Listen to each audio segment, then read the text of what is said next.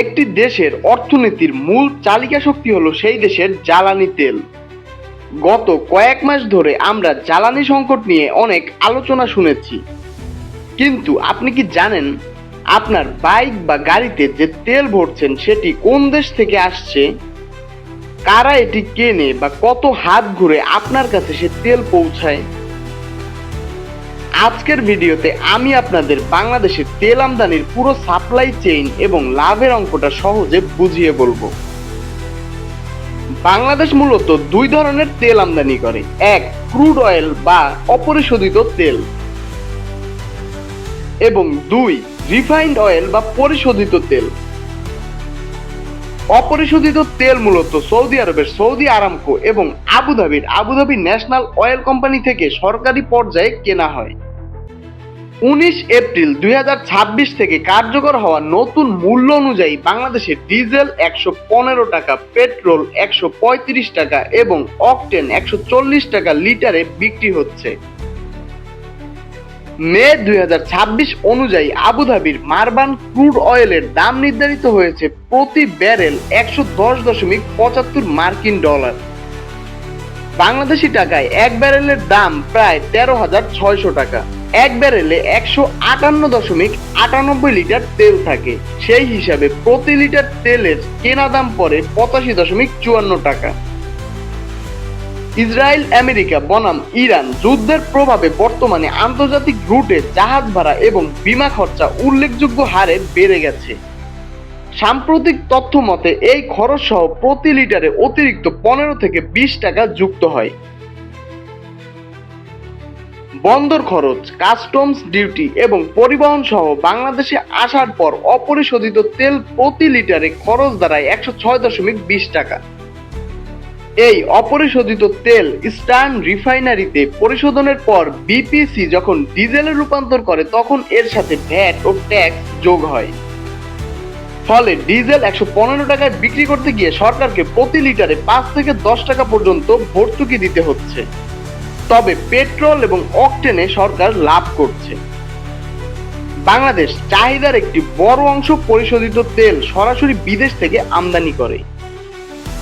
পরিশোধিত তেল মূলত Kuwait petroleum corporation, Petronas Malaysia, petro China চীন, এমিরেটস ন্যাশনাল অয়েল কোম্পানি সংযুক্ত আরব আমিরাত, ভূমি সিয়াক পুসাকো ইন্দোনেশিয়া এবং নুয়ালিগড় রিফাইনারি ভারত, এ সকল প্রতিষ্ঠান থেকে বাংলাদেশ সরাসরি পরিশোধিত তেল আমদানি করে।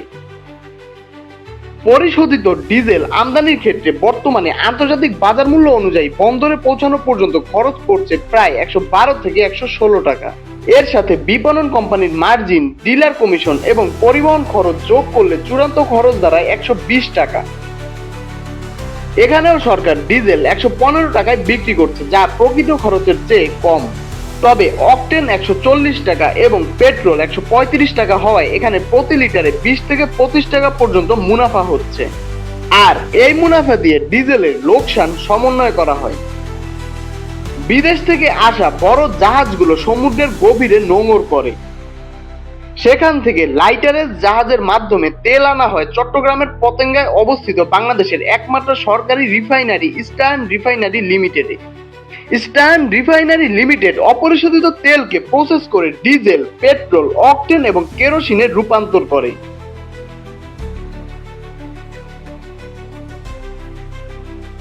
তবে আমাদের চাহিদার মাত্র 20% তেল এখানে রিফাইন হয়, বাকি 80% সরাসরি পরিশোধিত অবস্থায় বিদেশ থেকে আসে।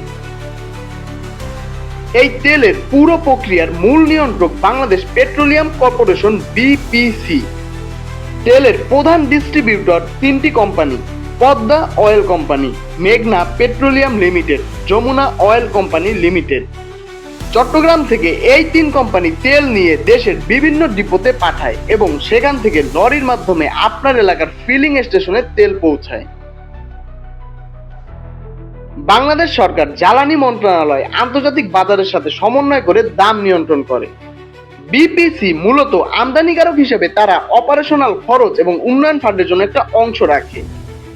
ডিলার এবং পাম্প মালিকরা বর্তমানে প্রতি লিটার ডিজেলে 2.75 থেকে 3% এবং অকটেনে 3.5 থেকে 4%-এর মতো কমিশন পায়।